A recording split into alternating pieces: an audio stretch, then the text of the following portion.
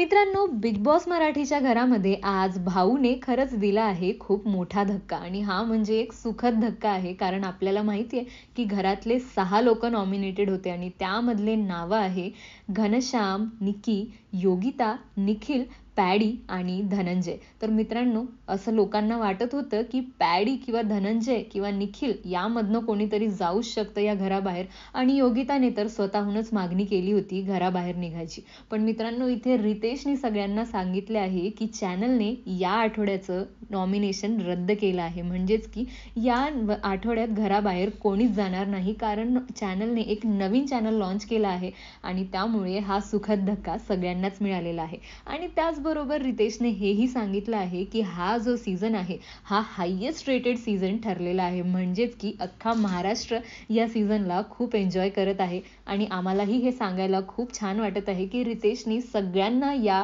यशाची दाद दिली आहे आणि सगळ्यांना अभिनंदन केले आहे. तर मित्रांनो, असल्या सगळ्या अपडेट्स आम्ही तुमच्यापर्यंत पोहोचवत राहू. तुम्हाला जर हा व्हिडिओ आवडला असेल तर याला लाईक आणि शेअर नक्कीच करा आणि तुमचे मतं आम्हाला कमेंट सेक्शनमध्ये कळू द्या.